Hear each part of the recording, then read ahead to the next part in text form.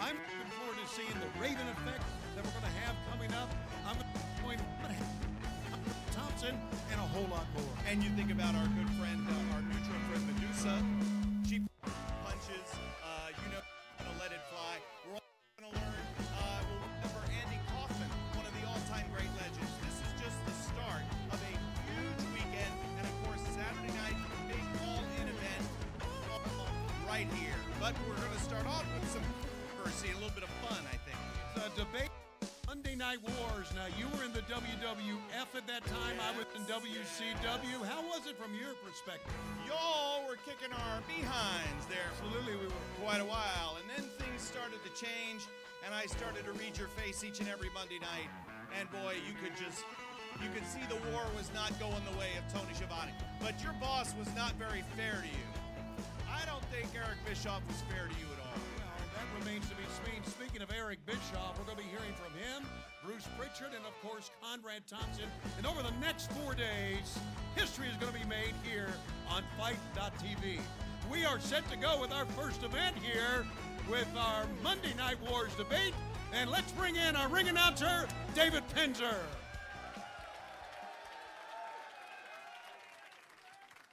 Good evening. How are you guys doing tonight? Welcome to the Monday Night Wars debate. Want to bring up the participants that will be discussing one of the biggest rivalries in professional wrestling history. First of all, please welcome our moderator. He's the reason we're all here. A big round of applause to Conrad Thompson.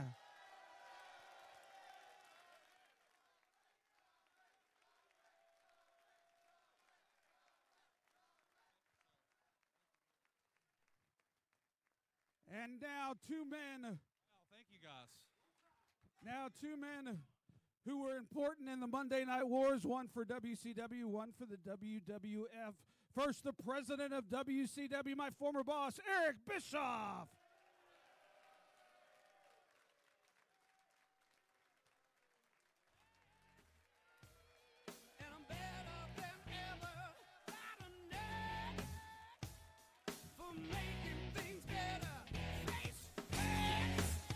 Cause your opinion don't matter. This a maniac is gonna step on whomever.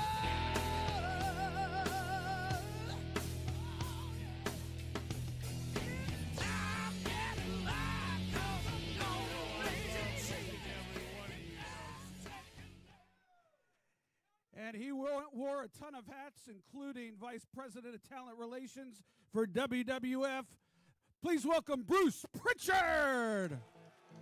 Welcome to Something to Wrestle With. Bruce Prichard. Bruce Prichard. Well, you know, that's not a rib. She pooted. Thank you.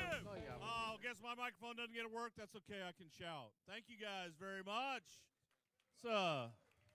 Shit, let's get this going. Yeah, we're going to move closer. Everybody. Let's get Bruce over in here a little closer. Hey, listen, guys, this is my first convention, but you guys having fun? Listen, I'm just a wrestling fan, and this wouldn't have happened without you guys. And who's excited for All In this weekend? Well, man, we appreciate you guys being all in on Starrcast, and we are all in on these Monday Night War debates. And we are excited to be here. Two of the biggest names in the Monday Night Wars are with us. We got any 83 Weeks fans in the house today?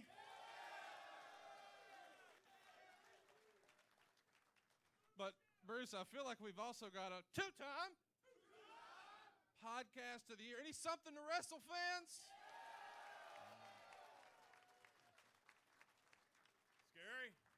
Well, let's get started, boys and girls. Let's start at the beginning, I guess. And I actually want to start before the Monday Night Wars because I don't think it would have happened had Hulk Hogan not jumped ship.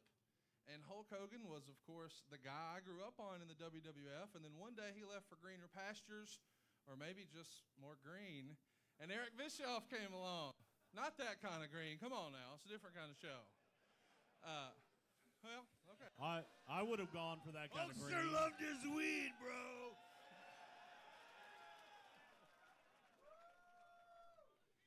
So let's talk about this. Why in the world would Vince McMahon let the cash cow ever leave? We were done with him.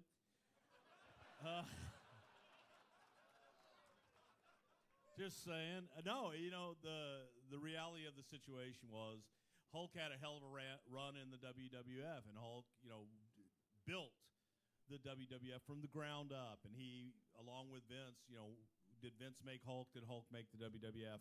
And that argument will be made forever, but he was synonymous with the WWF. Hulk was looking to do other things. He wanted to do his television series. He wanted to do movies and other things, which opened that door, and we all know what happened from there. Yeah, but there was this little thing called the steroid trial that kind of happened in the middle of that. Tell me that didn't have something to do with Hulk leaving WWF. No, it didn't. Why? Because Hulk did steroids and wanted to go somewhere where he could continue to do steroids? Is that what you're trying to say? I'm just asking the question. You brought it up. No, did you guys test? Yes, we did. You're trying to change the subject really quick, but if I Did you allow guys to remember, study? Hang on. I feel like we all know that Eric Bischoff would test positive for Blue Chew. All right. no shit. Bam!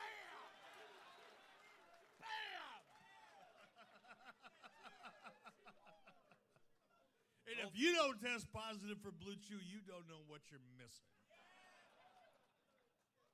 I tried snorting it the other day. I sneezed my ass off for about a week. So now I mix it up with my beer. Nothing like Blue Chew and Coors Light. You got to chop it up first before you snort it. No, really? God dang. Pro tip. Just giving y'all a pro tip. Just letting y'all know. So, yeah, let's go ahead and talk about it. You contend that the steroid trial is the reason that Vince McMahon could no longer afford Hulk Hogan? No, it's really a question. I'm not making a statement, but there was this issue about the steroid trial. Obviously, Hulk Hogan was a witness against or a witness for the prosecution, and there was a separation of church and state. Vince and Hulk were on opposite sides of that equation, and I think when the trial was over, Vince wanted nothing to do with Hulk Hogan because he wanted to try to separate himself from the trial as much as he could. That's just my observation, and it's a question. Was that true? Not really. The main thing was Hulk had left, and Hulk wanted to do other things. He wanted to be able to do his series, wanted to be able to do a lot of that. Now, the steroid trial definitely came in during that time, but nothing Hulk said damaged Vince in any way, shape, or form. No, actually, everything Hulk said, I think, on the trial probably helped him. Helped him. We both agree on that.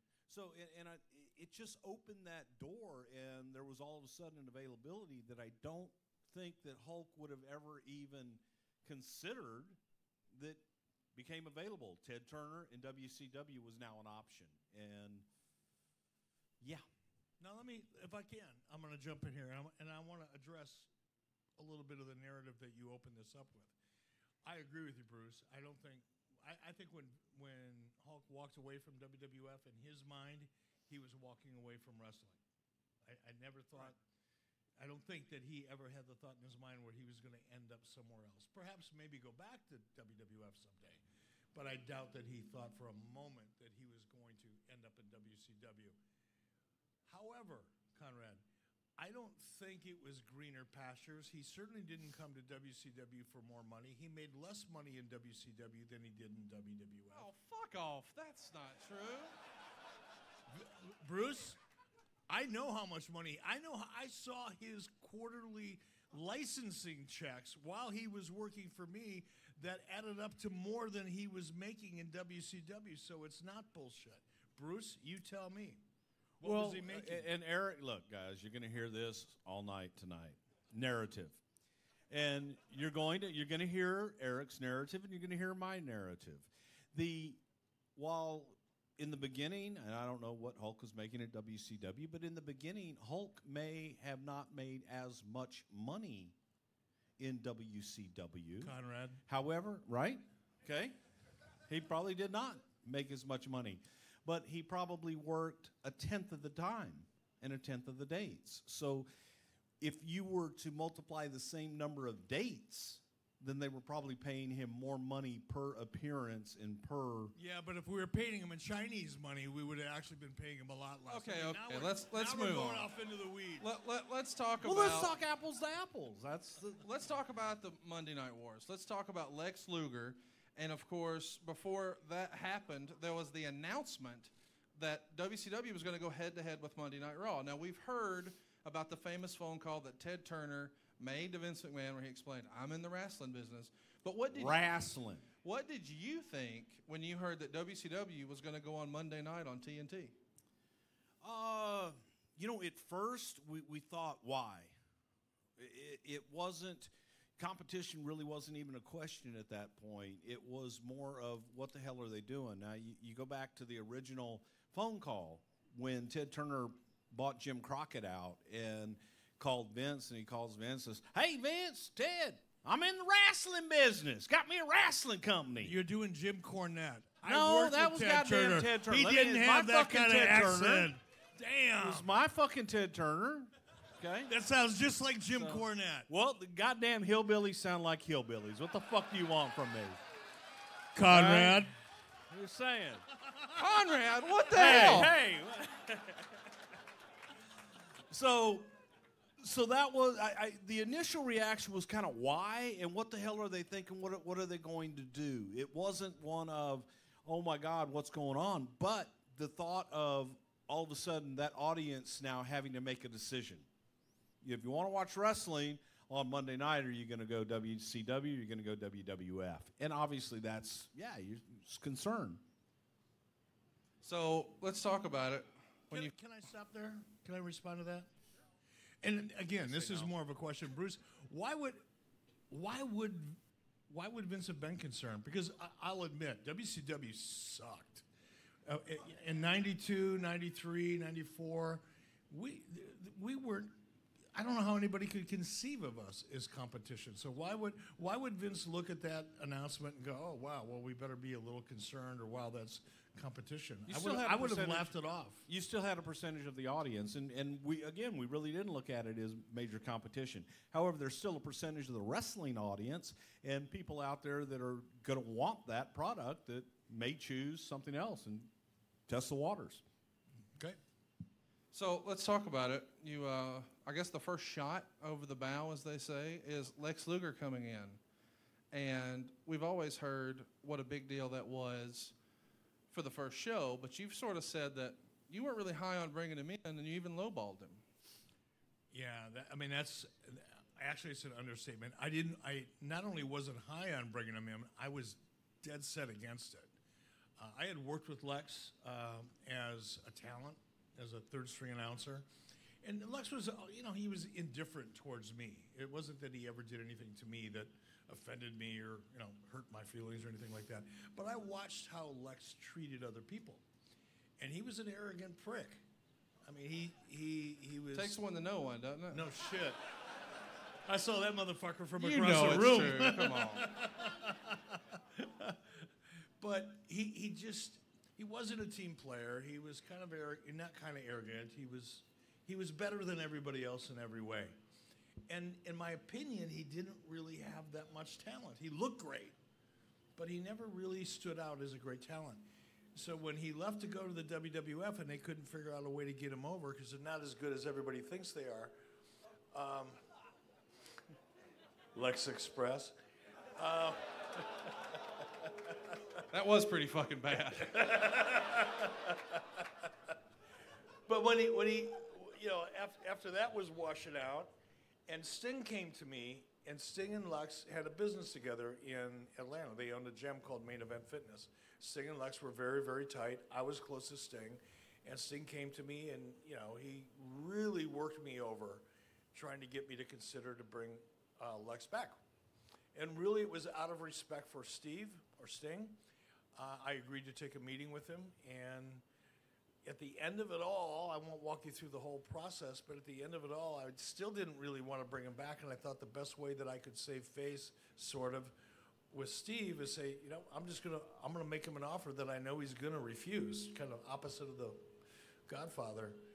And when Lex left WCW, I think he was making in the neighborhood of $500,000. I offered him 150. And I thought, okay, he's going to tell me to stick that up my ass.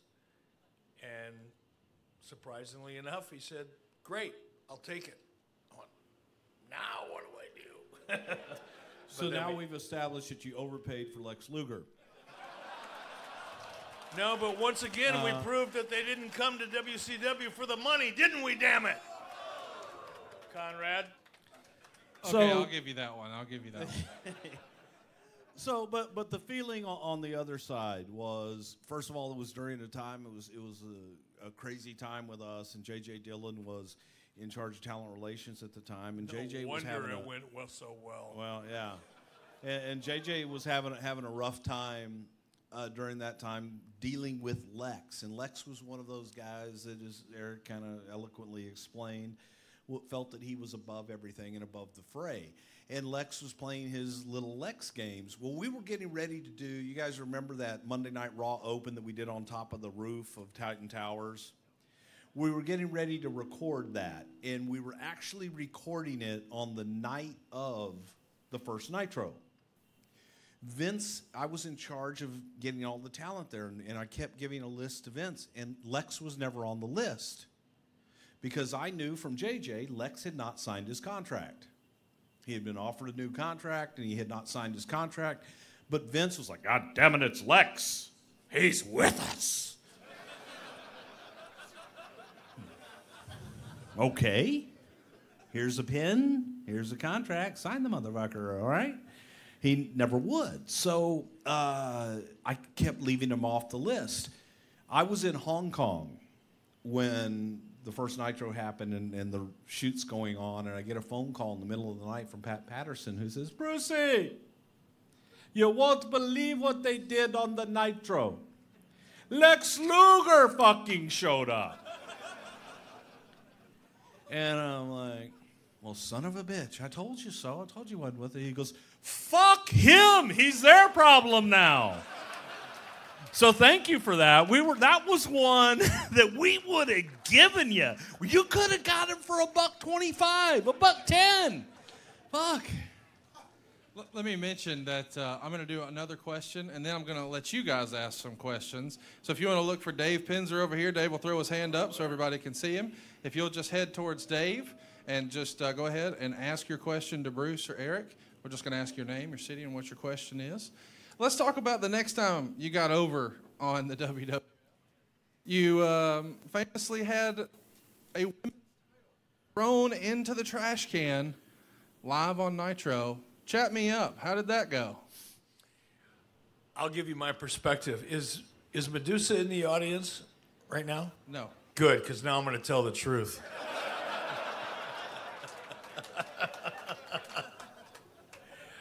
I had known Medusa since the day I broke into the wrestling business back in 1987. She worked for Vern Gagne at the same time I did. She was new to the wrestling business. I was new to the wrestling business, and we got along really well. We had a lot of other connections in Minneapolis. I won't go into them all, but it's safe to say that we became friends pretty quickly. And we remained that way. She worked in WCW for a while. We continued to be pretty good friends. She went off to WWF. I made my way up the ranks in WCW. And one night she called me. She said, Eric, I need a gig. I'm paraphrasing. It might have been a little different than that. I want exact fucking verbiage, Eric. You say hello. She says hi, Eric. I don't recall. Okay.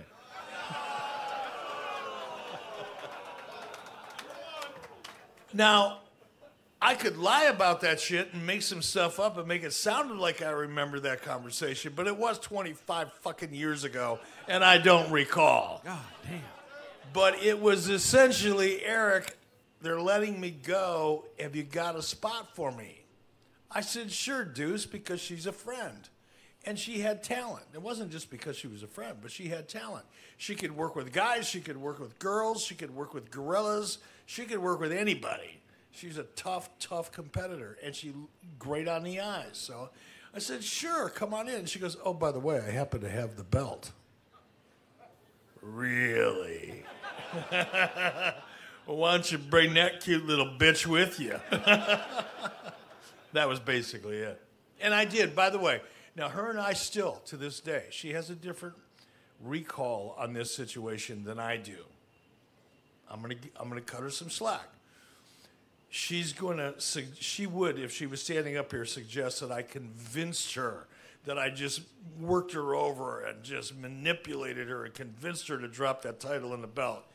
She brought up the fact that she had the belt and she could bring it with her. You make up your own mind. So, Bruce, I've got a question I've always wanted to know. You know, she threw a belt in the trash can. Why did you guys let her leave with the belt? Why didn't Vince just have Shawn Michaels and Earl Hebner screw her? I'm not touching that one with a 10-foot pole. I'm not going to get into the sex life of Lunder Blaze. No, you know, that was one of those. We really didn't have a women's division, and it wasn't as much of a blow as they think that it was. It wasn't. It was okay, great, good luck. And basically, no one knew. No one cared. No one knew? I think we did about 4 million viewers that night. Are you telling me nobody knew?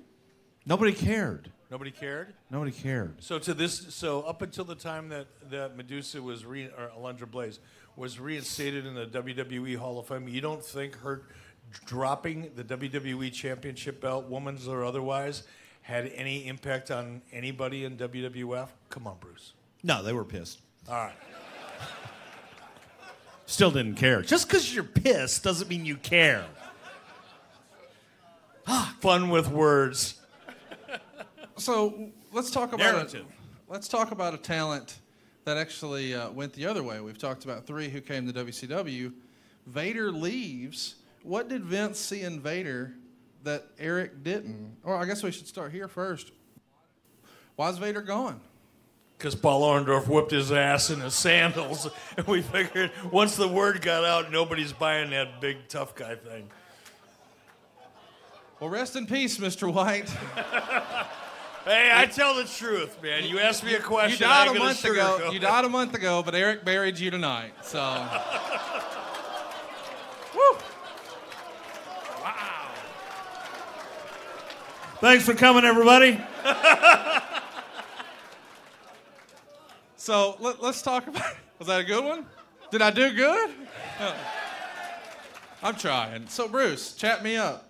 Vader, you didn't do shit with him. Why rush to sign him? Oh, fuck you. We did a lot with him.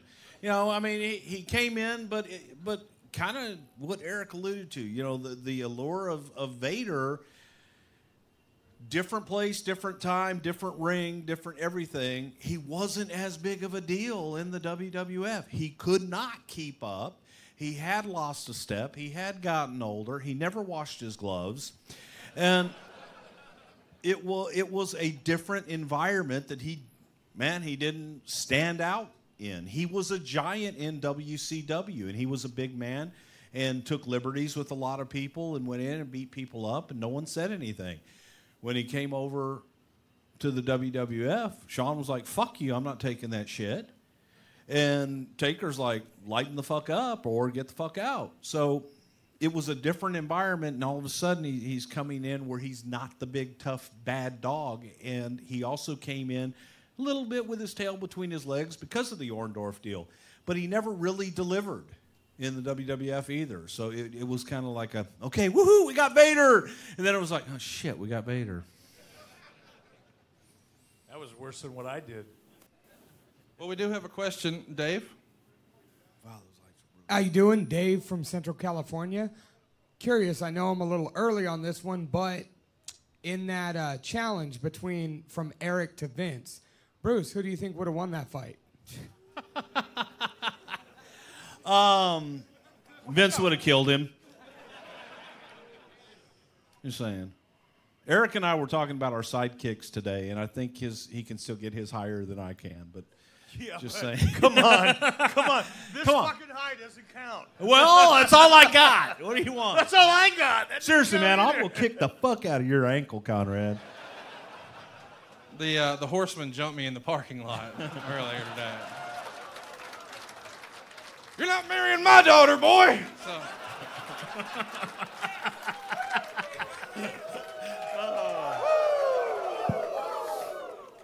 So let's talk about it. I mean, from your perspective, Vince McMahon in a real fight, you fancy yourself a karate man, right? I don't fancy myself one. I was one. There's a difference. Look, I almost hate talking about this because it's kind of silly shit, but if you go back in time and you put it in its proper context, because we all know what? What do we know? Thank you very much, baby. Thank you very much. You know, I wrestled in high school. I wrestled in college. I was in an AAU freestyle wrestling team, the AAU Greco-Roman wrestling team out of high school and into college. So I could wrestle. I trained with a Golden Gloves boxer for 2 years. I was a professional black belt, fought on ESPN long before there was MMA. It was called the PKA. And I had about 6 or 8 fights on ESPN, traveled around the country fighting. And I grew up in Detroit. I got my ass kicked 3 times a day from the time I was about 7 years old to the time I left. So getting my ass kicked was not a big thing to me. It was just kind of what you did. And when I looked at Vince, and by the way, since we're outside of Chicago, I was a bouncer in downtown Chicago on Russian Division in the early 80s, back when it was fun being a bouncer because you could actually whip the shit out of some people. I was a bouncer at Mother's and BBC in a place called PS Chicago, which is no longer there. But so fighting was something that I kind of always grew up with. And when I looked at Vince, I just looked at a big jacked up steroid freak that looked tough, but probably couldn't fight. Because I'd fought a lot of guys like that and generally had no big issue. My bigger issue was smaller, faster guys. But a guy like, Vince McMahon, who I perceived Vince McMahon to be at that time, was just really freaking easy to hit because there's just a lot of shit to hit. And they don't really know how to fight. They just look tough. And they intimidate people because they look tough. So I was convinced if I got in the ring with him, he'd just be like every other big muscled up geek I ever got in a fight with, and I wasn't afraid of that. However, knowing what I know now, I agree with Bruce. He'd have killed me. But I would just like to point out, I'm a 3-time Black Belt Hall of Fame. Eric, that means and I got beat up every day too. This 3-time Black Belt Hall of Fame bullshit, that just means he wrote 3 checks, right? He made 3 donations. Bruce and I will debate. We'll say shit that'll piss each other off, and then we're going to go grab a beer. But I do have to point out that sounds like some real bogus bullshit. I have 3 plaques in my office, Black Belt Hall of Fame. I threw out the first pitch to a AAA baseball team, but it doesn't mean I'm a pitcher. I sat in Wrigley Field with Spider-Man from the Grateful Dead, Triple H. No, it's a whole long story. Animal from the Road Warriors was called everything but Animal from the Road Warriors yesterday at Wrigley Field. Sitting in Wrigley Field in full Road Warrior regalia. I'm like, it's fucking Animal from the Road Warriors! Yeah, good shit. You feel better? A little bit. Bruce, take your pills! Dave, we got another question? Yes, sir. Hi, Justin from Columbus. My question is, obviously, as the Monday Night Wars progressed, you guys went into an arms race kind of for talent. The most famous of that is the ECW talent raid that Eric has been accused of multiple times. High? No. Are you high? No, I'm getting drunk, though. I could tell. I knew it was something, All right, brother. I like it. My question is how important was the acquisition of new talent, especially as you were both going forward in the race for the Monday Night Wars, to create new talent, to build new talent? Because, Eric, you've been accused multiple times of just stealing what WWF did previously, and WWF was pretty depleted of talent there, I think everyone would agree, for a long time. Who's that question for? Both of you. How important was the Pick talent? one first. And the other Let's will go with you, respond. Eric. All right, first of all, I do think you're high. Because let's look at a little bit of reality. And I know it hurts because the truth is sometimes painful. But in 95, 96, 97, 98, you know how many people watched ECW? No one. You know why? because they were on television stations that were in the middle of nowhere that nobody watched at 3 o'clock in the fucking morning. So those stars that you all think were huge stars were just like lower level independent wrestlers. In fairness. No, okay, no, let's hear about it. Yeah. All right, so you You're were the up one. at 3 o'clock in the fucking morning. There he in is. Poughkeepsie. You're the one. ECW. Hey, so I'm curious. Does anybody remember a WCW chant? Because I sure as shit don't. No, but no. Here's which realistically there was not. You couldn't find ECW on a Nielsen rating report of the top 500 shows because they were so underviewed that Nielsen didn't even track them. But they got TNA Impact gets higher ratings than ECW got, and that's fuck. Bruce Prichard gets more downloads than Impact gets, and Impact gets more viewers than ECW got. So the idea that we were stealing anybody's stars is kind of funny. It's a joke. Well, hang on now. You signed Mikey Whipwreck and Sandman and Stevie Richards and Raven and Public Enemy. I mean, you could go on and on and on. And even the really big, the guys who went on the really big deals, Malenko, Guerrero. They stopped over. They had a cup of coffee in ECW. Those guys were making all their money in Japan. Those guys came to WCW. We're talking about a more complex situation. Benoit, Malenko, Guerrero came to WCW because New Japan, who I had a long-standing working relationship with and we're doing a lot of talent trades with, wanted me to bring them in because it was going to be added value to the talent transfer deal that we had been discussing. That was a New Japan deal. I'm not saying we didn't take ECW guys. Clearly we did. They came to us. They were coming to us, and every one of them that I remember came to us because they weren't getting paid. Well, in fairness, though, you were sort of referencing that ECW's ratings weren't in the Nielsen top whatever. But really what we're talking about is the star power of the performer, not necessarily the ratings of the company. For instance, Ring of Honor's not in the top 500, but they damn sure sold 10,000 seats at All In. So it's the stars that were on that show that did it, and that's what you were really after. But those stars were at ECW, and it felt like easy pickings because you could pay them more money. I wasn't paying more money. I was just paying them. Okay. Fair Bruce, enough. you know the inside of that story. Come on now. Don't leave me sitting up here defending this shit by myself. You know to address the the question, no, for ECW. The ECW guys, like Eric said, most of those guys, almost to the man. The only person in ECW that didn't contact at least us to come in was Tommy Dreamer. Every single one of those guys was contacting both of us to get the fuck out of ECW.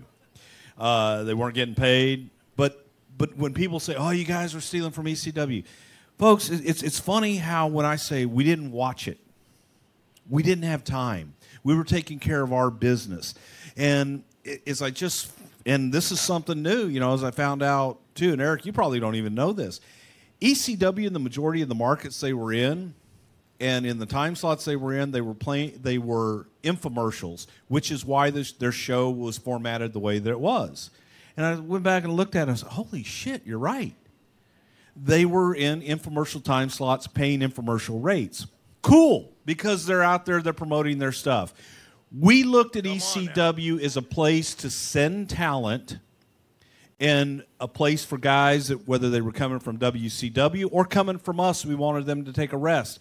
We looked at ECW as a place to send talent and have them have a place to work for a time. That's what we were looking at. When Vince actually looked at the talent that Paul Heyman said, "Hey, here's my talent," it was, "The fuck do we do with this?" It wasn't, "Oh my God, we got to have ECW talent." And the ECW fan base, extremely passionate, very passionate. honestly, truthfully, you got to admit, very small. ECW is in business shorter than WCW, and TNA has been in business longer than both. That's just a fact. So if it was that great and there was that many people nationwide that would have supported it, it'd still be in business.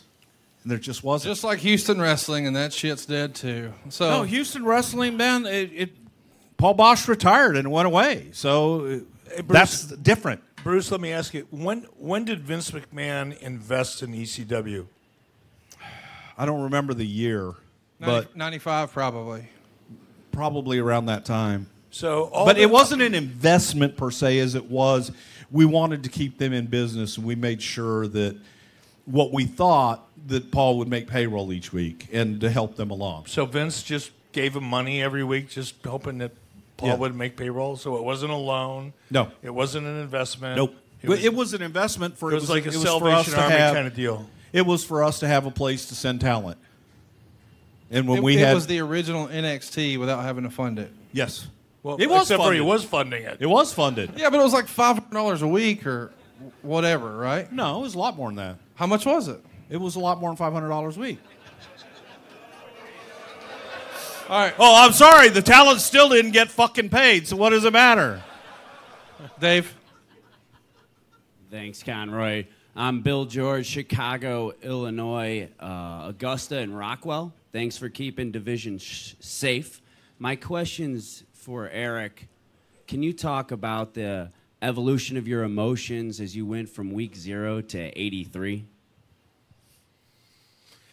The first time you beat Raw, you walking around the office high-fiving? Not really. I was shocked more than anything. I didn't think we'd do it. All I wanted to do, and it wasn't my decision to go head-to-head with WWF at the time.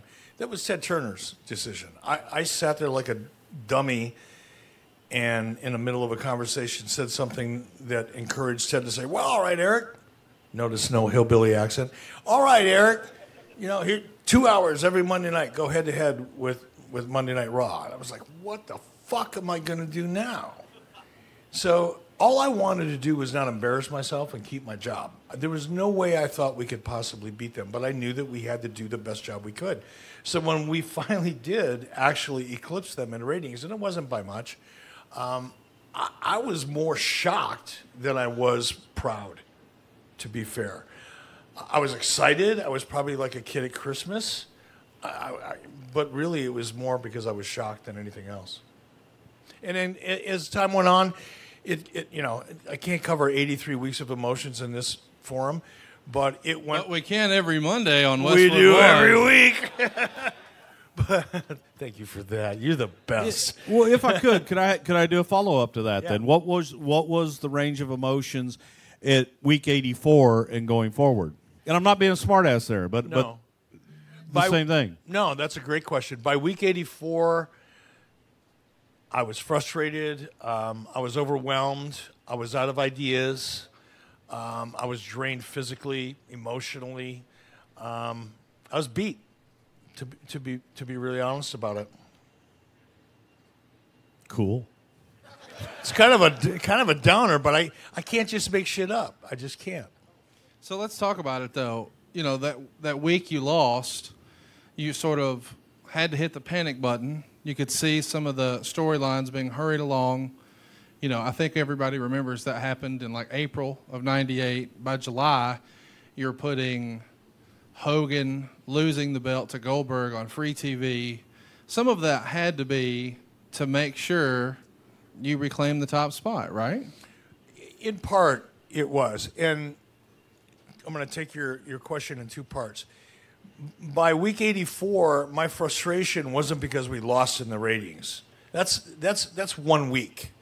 You know, I was confident that had I had the ability and the latitude that I had previously had in week 1, I can get back a week. 1 week of ratings was irrelevant. What was weighing on me and probably what drained me and demoralized me more than anything was all the things that led up to week 84. Because WCW was no longer the same company in week 84 that it was in week 1. There was a major and I know you guys don't want to hear about this shit because it's just kind of in the weeds stuff, but there was a major merger going on between AOL, Turner, and Time Warner, which took a lot of resources away from a lot of people, not just WCW. It changed the way we did business. It changed the influence on the decision-making process. A lot of things changed, and WCW went from kind of being this autonomous, redheaded stepchild that everybody hated. Tony Schiavone's out here somewhere, and he might be able to attest to some of this at some point. I know David Pinzer's here. He was along for this ride.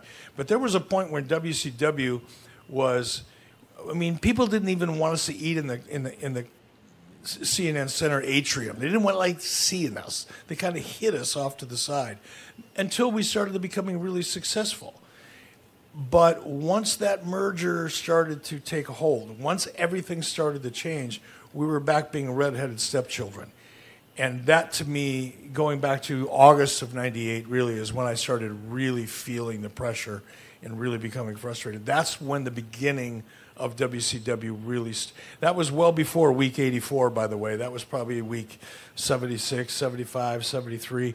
But that's when the wheels really started falling off WCW. It was in about July or August of '98. Let's do another question, Dave.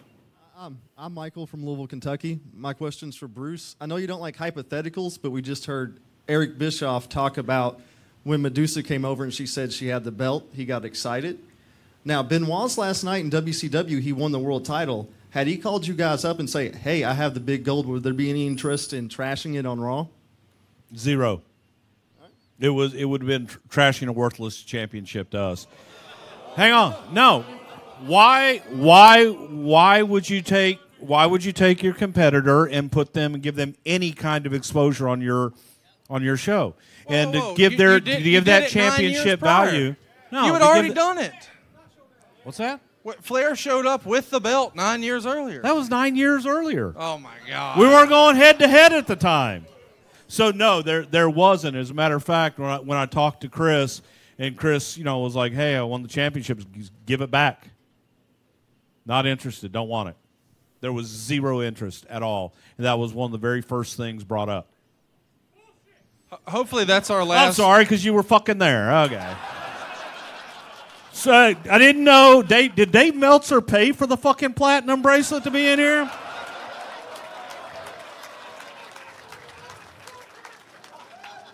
Fuck me. That might be a record for the longest Bruce has ever spoken in front of a wrestling crowd before he brought it up. So fuck Dave Meltzer. Fuck me. Dave. Eric, do you want to... No, we're good, Dave. No, don't get me going on Dave Meltzer.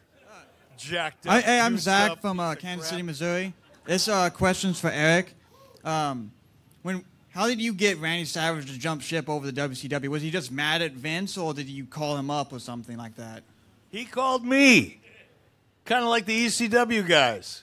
He called me, and all kidding aside, not trying to be a smartass, I didn't steal him. He didn't jump ship. I guess he jumped ship in the minds of the audience. He changed companies. But I didn't call Randy. I wasn't sitting in the back of a room, like Snidely fucking Whiplash, going, I got to get Randy Savage. Somehow, some way, I'm going to get Randy. He called me. And the reason he called me, and he had talked to Terry Hulk first. Hulk said, hey, are you interested in Randy? He's available. I said, sure, of course I am. I called Randy after that phone call. And Randy said, look, Vince, again, paraphrasing, not the exact conversation, but essentially he told me that Vince didn't want him in the ring any longer. He wanted to retire him to the announce booth. And Randy was working in a color commentator position at the time and just didn't like it and felt he was pretty young. I mean, comparatively speaking, if you go back, compare AJ Styles' age right now to where Randy Savage was when Vince wanted to put him out to pasture, they're roughly about the same age. And Randy called me and said, I'm not ready to give it up in the ring. Is there a spot for me? So we started that conversation. The interesting thing about Randy, to kind of counter the established narrative that people only came there for money, is that Randy brought his salary with him. He brought Slim Jim with him from the WWF. The Slim Jim sponsorship paid almost all his entire salary for the first 2 years. So Randy was free. Didn't cost me a dime. If it did, it cost me very little. And also because, you know, I hear this a lot about Randy and talking about how badly Randy wanted to work. He didn't want to hang up his boots. We were forcing him into the announce position. Guys, on our side, total horse shit. Randy Savage moved to Stamford, Connecticut to be in the office. Randy Savage moved to Stamford and wanted to be in the office and working in the office and a part of creative and a part of the television product. Randy was telling us, don't want to take no bumps no more. Done. Hanging the boots up. Didn't want to do it. Wanted to be in the color commentary position. So he was saying different things to different people. If he had told us, hey, I want to go back and I want to be on the road, I want to work, put me in a major program, to have Randy Savage involved in something, that would have made a big world of difference. Randy expressed to us, didn't want to take bumps anymore. Wanted to be in the office, was looking for the next 20 years of his career versus being in the ring continuing to take bumps. So that's one thing I always kind of like, what the fuck? Now you know how I feel. Let's talk about another talent, though, that jumped, that didn't get to keep their name. Of course, when Macho Man came over, he's still Macho Man. But you signed Razor Ramon and made him Scott Hall. And then Kevin Nash, who was the former Diesel. And somebody on this side had the fucking genius idea to recreate the characters. Chat me up, Bruce. Well, Who booked this shit? First of all, we created the fucking characters in the first place. All right, and then Eric took them, and we have their run sheets. He can deny it all he wants, where it says, Razor from WWF comes down the aisle. So they were trying to capitalize on Razor and Diesel, but not one of the best ideas in the fucking world. Just saying. We own the copyright. We own the trademark. Who came up with that idea? Oh, that was Jerry McDivitt, our attorney, who said, well, goddamn, Vince, you own the trademarks. Just create your own. You know what? I hate attorneys anyway because they're the only people in the world that can charge you $300 an hour, and you have to pay the bill, win, lose, or draw. You get into a lawsuit, you hire an attorney, you get your ass kicked in court, you still got to pay the bill. It's not like building a house where you hire a general contractor, and they bring plumbers, and they bring electricians, and they bring carpenters out, and you pay the general contractor, and at least you got a house to live in, right? You hire an attorney, which probably ends up costing more than building a house by the time you're done if it's any kind of a reasonable lawsuit. And if you get your ass kicked, the attorney goes, sorry, send the check. So ours helped us book. I don't have a big love for attorneys to begin with, but who in the fuck thought it was a good idea to let an attorney book your show? Yeah, well. Who booked that shit? Jerry Sorry, McDivitt. Conrad. I mean, at the same time, I mean, you worked with Vince Russo, so you can't. Well, thank you guys for coming. So let's talk about another guy who was in that Hall and Nash clique. Famously, the 1, 2, 3 kid, Sean Waltman, came over. He was 6 because he was the 6th member of the NWO. But then you fired him, and he made quite the debut on Raw. It's a pretty famous promo. Let me stop you right there. He wasn't 6 because he was the 6th member of the NWO. He was 6 because it was 1, 2, 3 equals 6. I came up with that gimmick. That's where that came from. And then you fired him. Yeah, I did. I love that you're just cheesing, so proud. And then I fired him. So I've only fired a few people, and the ones that I did deserved it. So when he brings those up, you're like, honky tonk man, believe me, I'm going to have to go. That creates a cigarette moment for me. I have the basket of glow. That's like after firing sex. It's like, oh, yeah, I fired that idiot. It was awesome. So wait, you hooked up with the honky tonk man? No, I fired the idiot. He gave you the old shake. I had a follow-up there, but forget it then. So, you said anybody you fired, you deserved it. They deserved it. Yeah. Stone Cold Steve Austin kicked your ass in the ratings every single week, and you fired him. Well, I fired him long before he kicked our ass every single week. But that's your point, and I know that. However, if you go back to, I'm not here to pitch somebody else's podcast, but if you go back and you find the interviews or the episodes that I did with Steve Austin on his podcast, you will hear Steve Austin admit that he deserved to get fired. So, yeah, I fired him. And if I would have had a crystal ball, obviously I wouldn't have done that. But I didn't have a crystal ball. Neither did Steve. He didn't know he was going to go on to become Stone Cold Steve Austin. In fact, when he ended up in the WWF, he was the fucking ringmaster. Goddamn right. Which is worse than being a Hollywood blonde. But look, it happened. But if we go back in time and we try to connect all of the dots, Steve would admit to you that he deserved to get fired. Okay, hey, this is another myth. Everybody says that Eric Bischoff was the one with the black boots and black trunks, and I don't know what to do with you. Did you ever? You never said that, did you? I never said that. Okay, because that, just to clear the air, that was Vince McMahon. God damn, you got fucking black boots, black tights, that silly fucking accent. Hold on. I want every one of you motherfuckers to get your phone out right now, hold it up and hit record, and then tweet this shit. Yeah. He's got that damn Texas accent. Who the fuck can relate to that? Okay, sorry. I don't know, boss. Shit. Hellfire. Was that Jim Cornette? I don't know. It's a cross between. So a hillbilly walks into a honky tonk one night. I don't know. Let's get another question from Speaking of Texas, God bless. Hey, thank you for getting that shirt, man. Houston proud. Don Feldman from Illinois City, Illinois. I got a two-part question. 1997 Great American Bash Beach, the hotline, they said Shawn Michaels was thinking about jumping over to the WWF. Is that true? Is there any truth to that? And we talked quite a bit about who you didn't want to go to the other side, but who did you guys want to pick up that would really help in 97, 98? Who's that for? That was for him, right? I guess the Shawn Michaels could be for both people.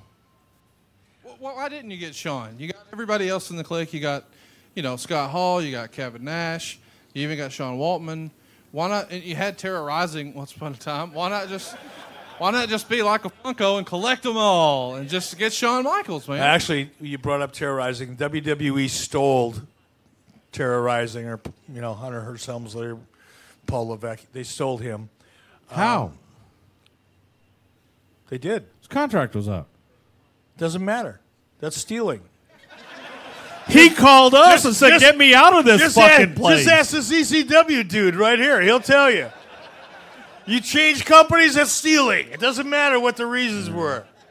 He stole them, number one. Number two, I never had one syllable of conversation with Shawn Michaels. But why not? I mean, he was at one time the best wrestler in the world. Why not?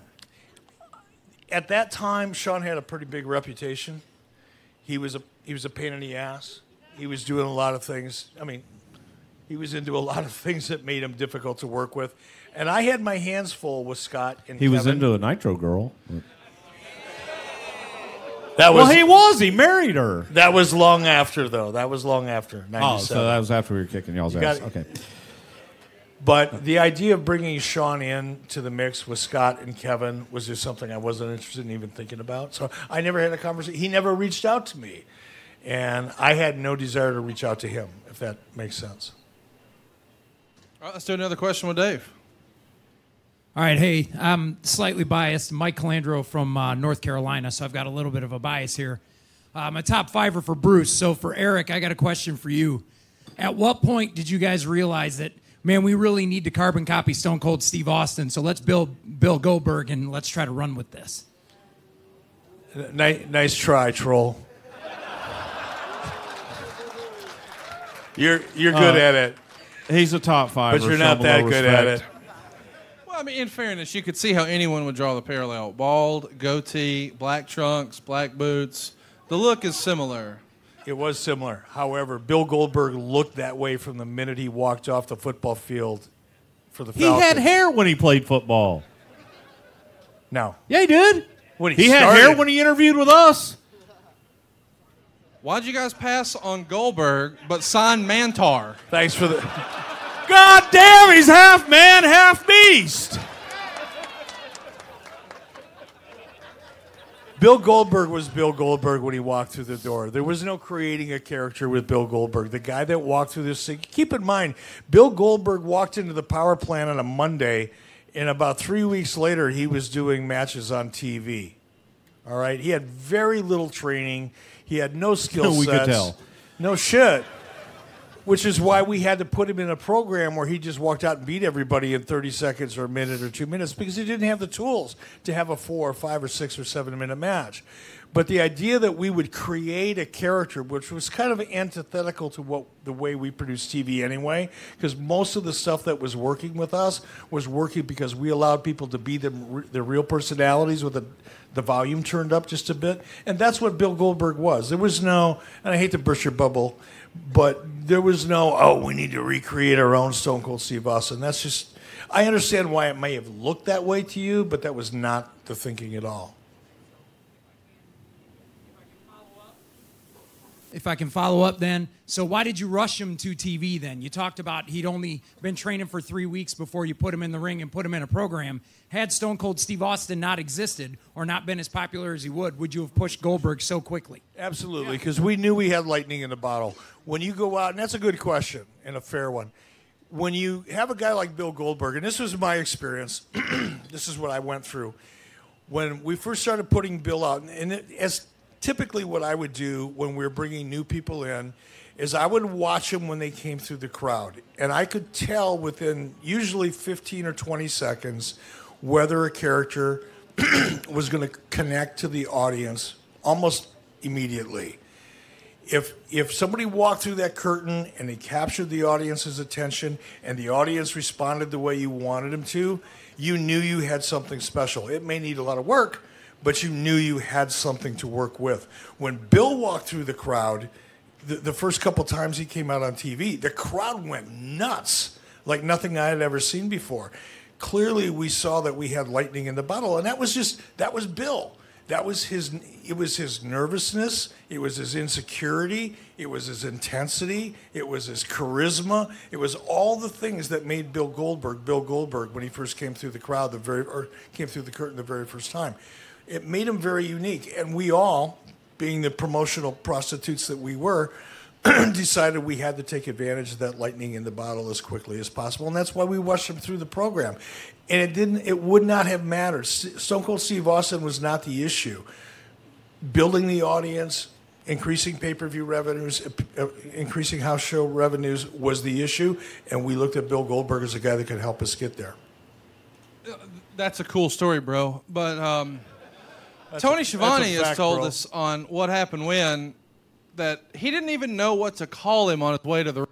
Decided. So even as he's stepping into the ring, he's not quite sure what his name is. And then you came on the headset and said, just call him Bill Goldberg. There you go.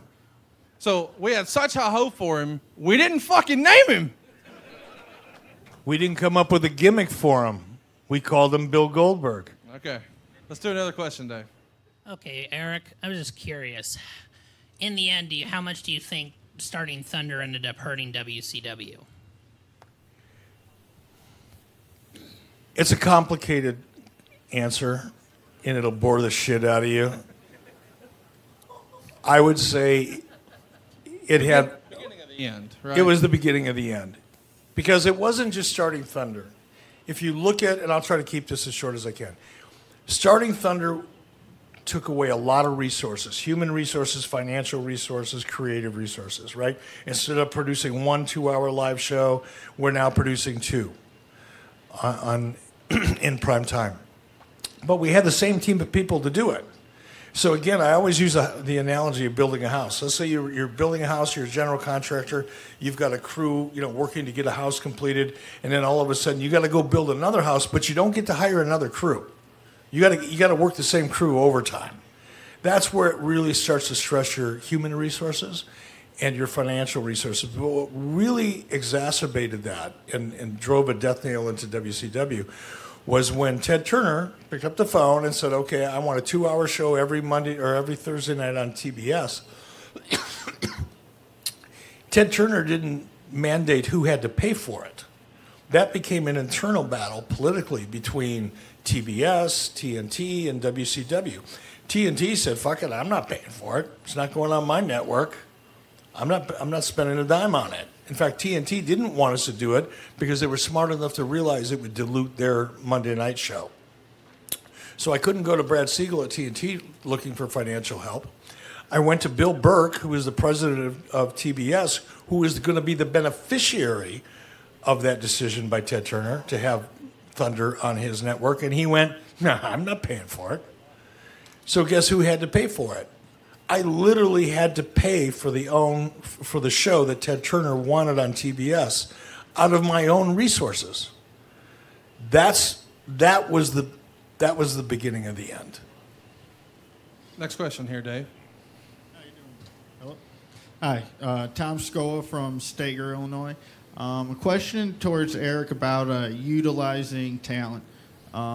Warrior, why do you feel like he had such a short run and minor program use? Because it fucking sucked. It was awful. Yeah. Does that sum it up? Next question. Hi there, Trace Armstrong from Birmingham, Alabama. I went to Florida State. I'm sorry. This man! Sorry. This is for both of you. Bruce, was the creation of the light heavyweight division a direct response to what the cruiserweights did on Nitro? And Eric, what was your reaction when you hear WWF is starting up a light heavyweight division? The biggest part of it was looking at international talent. And at the time, we were doing a lot of different things. We were looking at expanding into Mexico and Japan. And they were smaller. It's like, let's have that light heavyweight championship. It was partially, but the biggest thing was looking at what they were doing on Nitro with the cruiserweights. It was a train crash and a train wreck. That was the last thing Vince wanted. Vince wanted to see wrestling, and he felt that he wanted it to be as opposite of what WCW was doing as possible. Well, he sure got there. Yeah, but it started off with, well, goddamn, Al Snow, he ain't as big as the rest of them. Let's make it. And fuck, Al wasn't a cruiserweight. Al wasn't a light heavyweight, but we had nothing to do with Al. So all of a sudden, Al Snow became the de facto light heavyweight champion, and then we started with Taka and just tried to build it differently, but it was basically being beat down, and I'll give Jim Ross some credit and blame for it, but I think that it's something that has grown, and I think it's exciting shit now. What? I like to watch the cruiserweights. Y'all's was a train wreck. Y'all's was just Yeah, that Chris Benoit, Chris Benoit, Eddie Guerrero, Dean Malenko. You don't have to defend it. Come you on. enjoyed the cruiserweights in WCW. Yeah. You were right. How many of you like the light heavyweight division in WWF? Yeah, I agree with that. No, I don't like it either. Oh, now fucking Gilbert was good. Back the fuck off on Gilbert. That shit was over. Uh-huh. Yeah. Why did you bury the TV title like that? Like, throw it in the trash can. Why? It's one of the best titles in WCW history. Brother, Why? bring some of that up here, will you? It is. I mean, Arn Anderson used to speak of the TV title. Yeah, I'm a goddamn TV champion. Means I whoop any TV in the fucking world. What the fuck is a TV champion? Personally, I thought it was one of the silliest fucking championships of all time. But that's just me. And Arn Anderson, who was known as a TV champion for the longest time. Dave, let's get a couple more. Okay. So, rumor and innuendo would say that Ric Flair was going to switch over in '98. So if that were to happen, Eric, what would happen to WCW if Ric Flair were to switch over to WWF and Bruce, vice versa? Yeah, let's go here first. Bruce, hypothetically, when Eric was being a dickhead to the greatest wrestler that ever lived, Ric Flair. What? You've worked with him, you know better. How would you have used Ric Flair in 1998? This is an era where The Rock's raising the eyebrow, Stone Cold's raising hell, you've got DX running around. Where in the hell would Ric Flair have fit in? I think Rick really would have fit in where he eventually fit in with Evolution, in that type of a role, and especially at that time, it was. I think he would have been that mentor to some younger talent, be able to help get them over, which he later did. But by the time we got Rick, it took a couple of years almost of deprogramming. Rick was a shell of his former self when we finally did get him. But that was the idea, and we were talking to Rick because Rick was very unhappy and looking to get out of his contract, and Eric had fired him or whatever had happened there with their disagreement. And shit, yeah, we were looking to bring Ric Flair in. Realistically, in the scheme of things, how silly was the issue you had with Ric Flair? Like most issues, when you really, when you step away from them a couple of years later and you look at what really caused it, it's sad. You look back at it, God, all that emotion, all that money, lawsuits, time, anger, and it really started over piss poor communication, like most things do. Whether it's a personal relationship or a business relationship or politics half the time, it just really breaks down to communication. And I take a lot of responsibility for that with regard to Rick. I was a dick. I had a short temper. I didn't have a lot of patience, and I didn't handle it nearly as well as I could have had. And Rick was a sensitive guy. He wears his emotions on his sleeves, and the thing that I didn't do, and I don't mean to cut you off here, Conrad, my mistake, and I've made many of them, trust me, my mistake with Rick and what led to that particular situation was not really paying the man the respect that he deserved.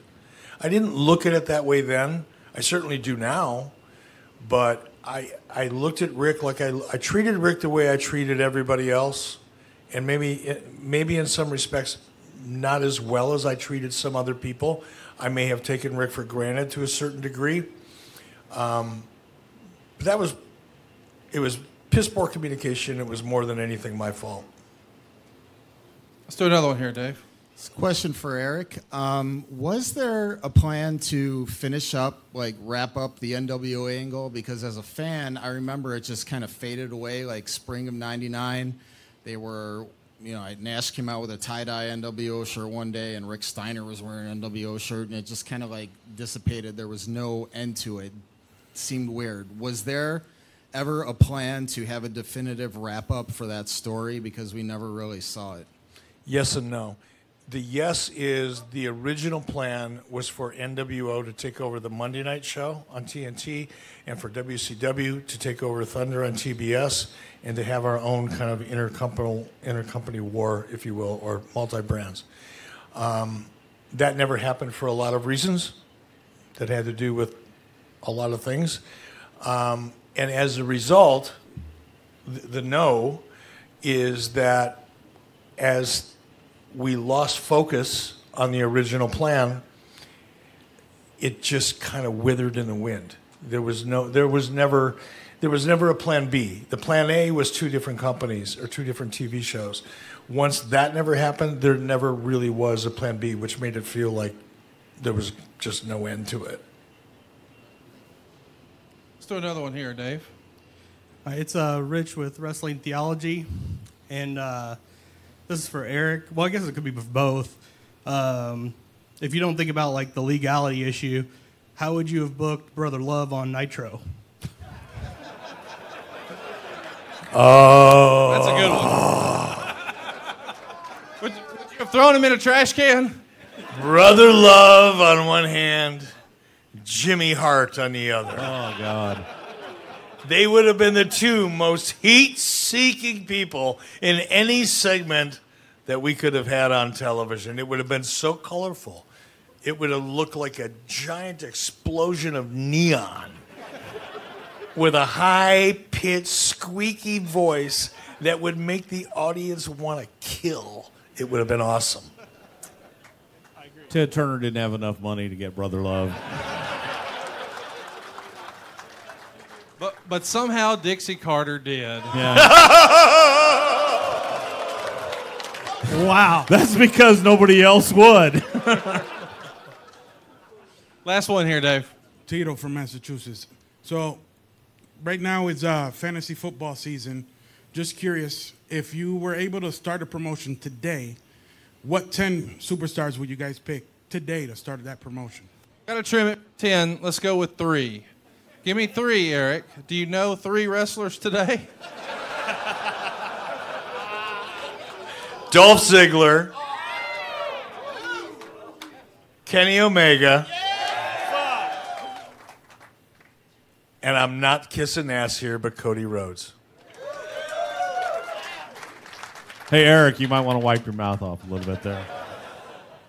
Okay, real speak from someone that would like to draw money. Roman Reigns.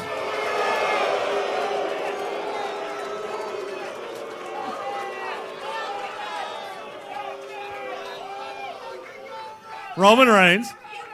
Fuck, what else do I need if I have Roman Reigns?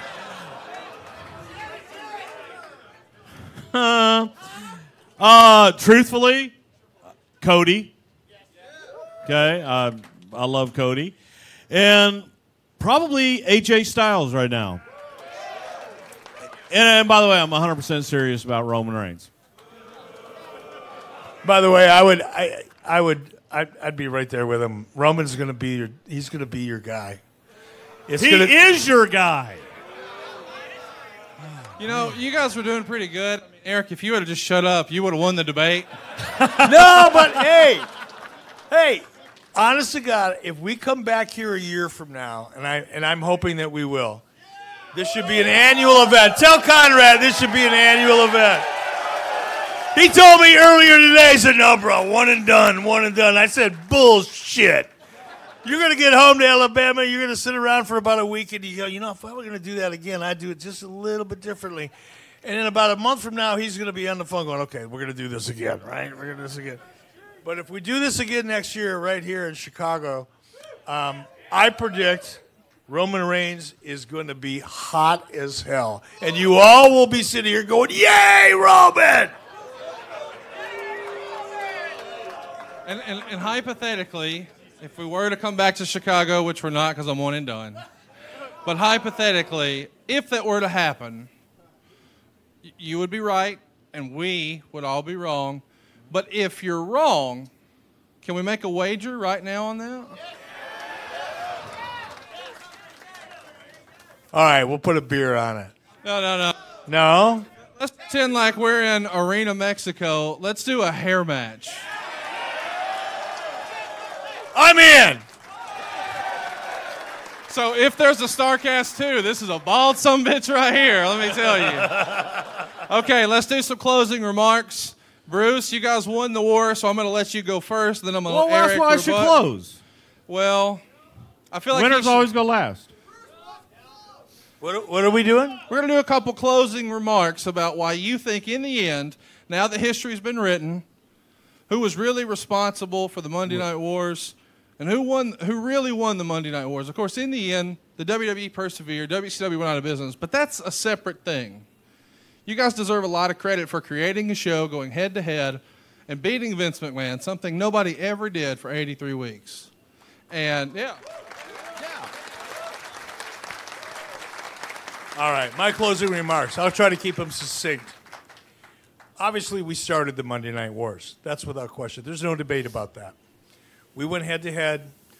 We brought in all the things that we already know. I don't need to sit up here and remind all of you about all the things we did to fire that first shot and start that war. But the WWF won. WWE won that war from a financial perspective. There's no question about that either. You can't look at it any other way. If you go to the WWE Network and go to WWENetwork.com, I encourage every one of you to do it. And you can look at the vault. You can see every show I ever produced on that network because they own it. They own all of my work and my intellectual property. So clearly, from that perspective, they won the war. Here's why I think I won the war. And when I say I, don't laugh, asshole. When I say I don't mean just me personally, but I mean the team at WCW. We won that war because we forced WWE to change the way they did business. They were doing silly, stupid shit with Duke the Dumpster Drozy and the Gobbledygookers and all kinds of shit. No, this is my closing remarks. You shut the hell up. I'll yield the floor to you when it's time, brother love. But right now, this is my time. We forced them to change the way they do business. We forced them to go live on Monday night. We forced them to create more reality-based programming and come up with something called the Attitude Era. We forced them to create more pay-per-views every month. If you look at the things now that WWE is still doing as a result of the Monday Night Wars, our fingerprints are still all over that show. So while they won the financial war, and by the way, they didn't beat me. They beat a bunch of jack-off executives from Time Warner and AOL that didn't really want wrestling to begin with. So Vince McMahon and company, including Bruce Prichard, never beat me. All right? They beat a bunch of corporate, quite honestly, and I'll probably get sued for saying this. Oh, God, that's just what I need. They beat a bunch of executives who were greedy, who wanted to jack up their stock prices by getting rid of WCW and dumping a bunch of losses that otherwise would have been accrued to other companies. That's a fact. But the reason we really won the war is because WWE was forced to compete. They were forced to learn a new way of doing business. They were forced to improve their product, which is why they're here this day. Because if it wasn't for the Monday Night Wars and the fact that wrestling, for the first time in a long time in the mid-'90s, became such an important part of popular culture, it was on everybody's radar screen, WWE likely would not have been able to go public and might not be here today. So for that reason, I feel like I won that bitch.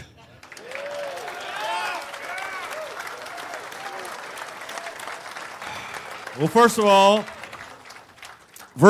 I'd like to say thank you, Eric. And I say thank you to Eric. I mean that sincerely. Because everything that he said, with the exception of winning, was true. I thank them for forcing us to compete, for forcing us to get more creative, and for forcing us to get off of our ass and stop resting on our laurels and doing the same shit that wasn't working over and over again. So we were forced to, look, I ain't been there in 10 years, man. So sorry. But we were forced to compete. We were forced to fight for our livelihood. We were forced to change the way that we did business, and that's exactly what we did. When you look at the way that the business is today compared to the way that it was then, everybody, I believe, is in a better position. And that's because a lot of the things that the evil bastard on the end of the podium over there did. He changed the way that we do business. And I was laughing. Somebody made a smart-ass comment over here a little earlier tonight about the evil asshole Eric Bischoff and all this stuff. And I turned to Eric. I said, yeah, you evil prick. You made them more money than they had ever realized in their life. So he changed the way that we did business, and it made us change the way that we compensated talent, the way that we did our business. And all the talent was better off. Everybody in the office was better off. However, at the end of the day, yes, we did all these things, but we did it better. You ask who the winner of the Monday Night War is, y'all are the winners. Agree with that. Okay? You guys are the winners because you got the best from both companies. And it forced both companies to be the very best that they could do. Yes, WWE, we won in the end because we were more creative. We won when we came from nothing, when they were taking the water coolers out of the office, when Vince McMahon was walking down the hall in front of the big Hall of Fame and going, I took $6 million out of my ass to pay for this fucking goddamn last payroll. And we didn't have it, to being able to be what they are today. And that was a lot of hard work. And again, what they did, I'm hoping that the guys over at All In and that the independents, and I don't give a fuck who it is, but somebody can get together and they can create more competition for the WWE to make them better now and to make everybody else better. And that's what we all need. So, yeah, WWE won, and I believe that they may win in the end. But you know what? Somebody needs to step up and kick them in the balls and say, hey, what you going to do now? So thank you guys very much, and this has been a blast. Thank you for coming, everybody. We'll see you later this weekend. That's it for us tonight at the Monday Night War Debate. Put it together for Eric Bischoff, Bruce Prichard. W Monday. Tony Schiavone and Conrad Thompson. Jim Crockett for Starrcast, 605 NWA. TV title, Cajun Omni, the Bunkhouse Stampede. Flair and Horseman, Garvin, Bogey, Magnum, Dusty, Express Tag Team, Turner, Barton, Mid-South Joint World Championship Wrestling. Talking about the great years of World Championship Wrestling, the NWA, and Jim Crockett Promotions. Tony and Friends North, they win. Look, Schiavone's back again. World title split off center stage. Bischoff, Disney, Hogan, and Nitro. New World Order and the Crow. Thunder, Russo, Arquette, Champ, Vinny, Matt, and Simulcast. Tony's back with Conrad. To me, history isn't just a thought or a word or a dead idea. It's what you make it.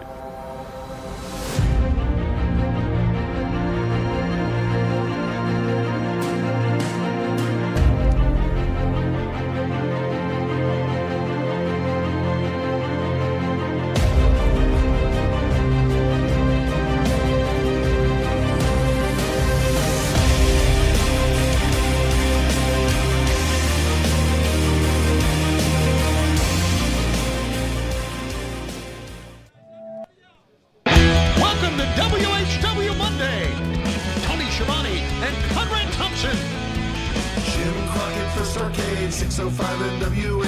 TV title, Cajun Omni, the Bunkhouse Stampede. Flair and Horseman, Garvin, Bogey, Magnum, Dusty, Express Tag Team, Turner, Barton, Mid-South Joint World Championship Wrestling.